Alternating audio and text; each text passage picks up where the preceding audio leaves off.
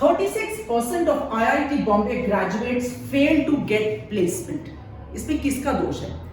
IIT Bombay जैसे institutes का, students का, या इस समय का कि जो उनको प्लेसमेंट नहीं दे रहे हैं? अगर IIT बॉम्बे जैसा इंस्टीट्यूट भी स्टूडेंट को प्लेसमेंट नहीं दिला सकता तो क्या ये पढ़ाई करनी चाहिए?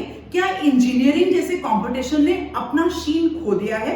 जय हिंद, मैं सपना अग्रवाल फ्रॉम आईपिक वंडर। आज इतने इंपॉर्टेंट इश्यू पर बात करेंगे कि क्या है एम्प्लॉयबिलिटी स्किल्स जो 21st सेंचुरी के स्टूडेंट्स को चाहिए, जिससे उनको प्लेसमेंट मिलेगा या जिससे वो एक राइट सैलरी कमा पाएंगे जो वो एस्पायर करते हैं इन इंस्टीट्यूट्स में जाते वक्त। और क्या चैलेंजेस हैं, क्या प्रॉब्लम्स हैं, क्या एमबीए जैसी हायर डिग्री इसमें हेल्प करेंगी?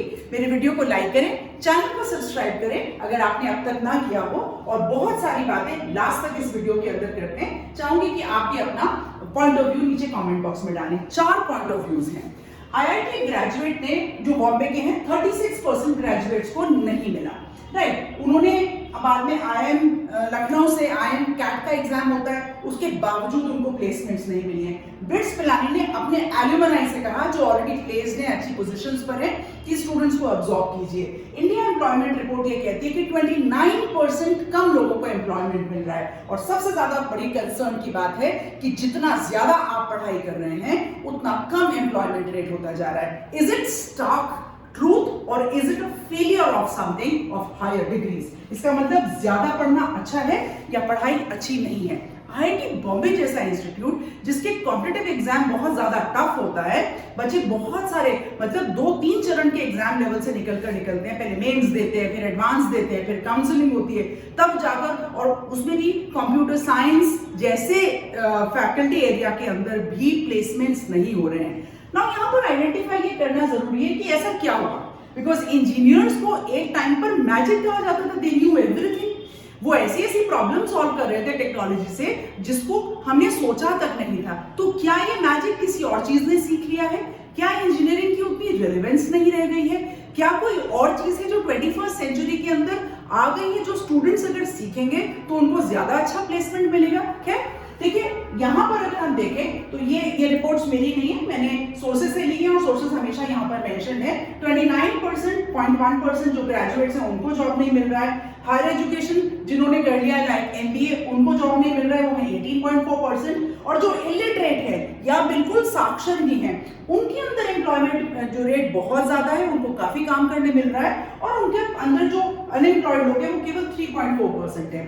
फाइनेंशियल स्टडीज ये कहती हैं कि अगर हम काम कर कर भले ही हम 10-15 हजार रुपए महीना कमा रहे हो और उसमें से रेगुलर अगर हम सेविंग करके वेल्थ ग्रो करें, तो हम अपनी जो एक पर्टिकुलर एज तक, मतलब अगर 20 साल का बच्चा पढ़ाई करके एक नॉर्मल ग्रेजुएट बन के निकले और वेल्थ बचाने लगे तो वो फास्टर होगा। बताती हूँ कैसे, मैं ये बात आपसे जब कह रही हूँ, लेकिन कुछ एक फैक्ट सबसे पहले समझ लेते हैं।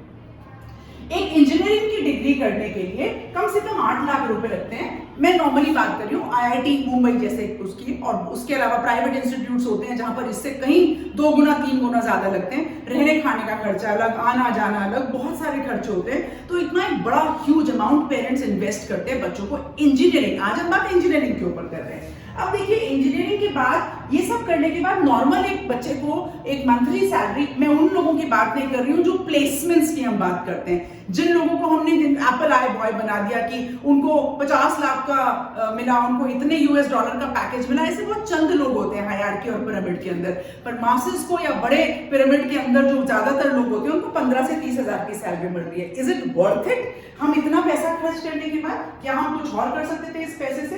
बात करते हैं एमबीए के अंदर। आगे फैक्ट्स बताऊंगी कि कितने लाख बच्चे एमबीए कैट जैसे एग्जाम में अप्लाई कर रहे हैं।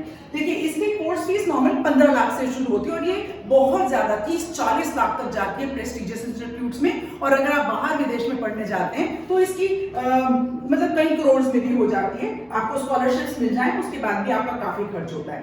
यहाँ पर इकोनॉमिक टाइम्स की एक रिपोर्ट ये कहती है कि ये स्किल्स खत्म कर रही है, these are killing, I mean these you have to unlearn। क्योंकि 2,30,000 से ज्यादा बच्चे एमबीए में एंटर हुए, हर साल जॉब मार्केट में आ रहे हैं। और आप ये देखेंगे कि इस साल ज्यादा 30% ज्यादा लोग जॉब मार्केट में आए हैं। तो इतने लोग कैट करने के बाद अगर जॉब मार्केट में उतर रहे हैं और उनको भी अगर सैटिस्फाइंग वो लेवल की प्लेसमेंट्स नहीं मिल रहे हैं, तो there is definitely a big problem जो हम सबको समझनी पड़ेगी। पेरेंट्स को, स्कूल्स को, स्टूडेंट्स को, खुद भी सबको समझना पड़ेगा। यहां पर अगर आप देखते हैं, एक ग्रेजुएट जो मैं आपसे पहले बोल रही थी, 5 से 6 लाख रुपए में ट्रेन हो जाते हैं और 1 साल के अंदर ट्रेनिंग करके वो सैलरी कमाने लगते हैं। अब वो सैलरी का एक रेगुलर पोर्शन वेल्थ बिल्डिंग में लगाते हैं, राइट। ऑफ कोर्स उसके अंदर भी बहुत पढ़ाई करने लगती है, लेकिन नॉर्मल ग्रेजुएट की उम्र क्या होती है? 20 से 23 साल के अंदर कोई भी बच्चा ग्रेजुएट हो जाएगा। मैं बीए बीएससी जैसे रेगुलर कोर्सेज की बात कर रही हूँ, राइट, जिनको बहुत ही अंडर एस्टिमेट करा जाता था। ऐसा लगता था कि बीए बीएससी किया तो कोई पढ़ाई नहीं करी है, जब तक कि एक प्रोफेशनल डिग्री आपने बीटेक जैसी डिग्री ना ली हो। अब यहाँ पर थोड़ा सा सिस्टम चेंज होता हुआ नजर आ रहा है, राइट। वो क्या कारण है उसके, वही हमने एनालाइज किया और मैं उस पर आती हूँ कि वो कौन सी स्किल्स हैं जो एक नॉर्मल ग्रेजुएट पिकअप कर रहा है, लेकिन एक प्रोफेशनल ग्रेजुएट को अनलर्न करना पड़ रहा है और वापस उन स्किल्स को सीखना पड़ रहा है, राइट। और ऐसे ही यहाँ पर ये ट्रू सर्च के मिस्टर मिश्रा है, उन्होंने कहा कि उसको बहुत अनलर्न कराना पड़ता है, उस अनलर्न की कॉस्ट बहुत ज्यादा होती है। एम्प्लॉयबिलिटी स्किल्स जो 21st सेंचुरी के अंदर सबसे ज्यादा एसेंशियल होंगी वो है आर्टिफिशियल इंटेलिजेंस। आप चैटबॉट्स देख रहे हैं, आप देख रहे हैं कि लोग ह्यूमन को रिप्लेस कर रहे हैं, साइबर सिक्योरिटी बढ़ती जाएगी। तो ऐसी टेक्नोलॉजी जो ऐसी स्किल्स जो टेक्नोलॉजी को बना पाए, मतलब टेक्नोलॉजी डिजाइन ह्यूमन बीइंग को करनी है। मैं बार बार पहले भी कह चुकी हूँ कि technology will not replace human being, but the human being who will not learn technology will get replaced.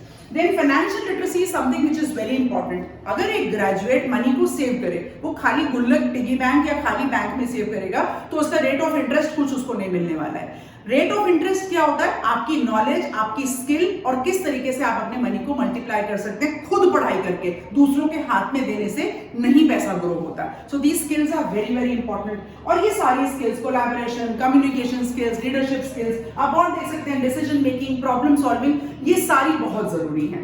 खैर, ये तो हमको समझ में आया कि हायर डिग्रीज, बहुत ज्यादा पढ़ाई, बहुत स्ट्रगल करके कॉम्पिटिटिव मार्केट में, मैं ये बिल्कुल नहीं कह रही हूँ कि कंपटीशन देना बंद कर दें।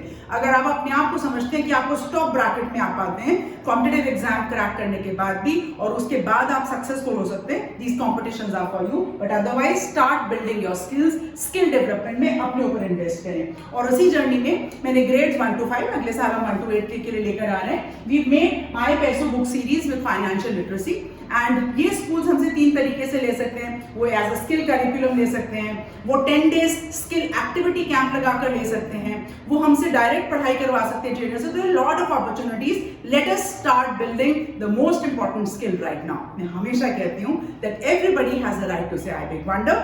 मेरे वीडियो को लाइक करें, चैनल को सब्सक्राइब करें, अपने कमेंट जरूर छोड़ें। आज के लिए जय हिंद।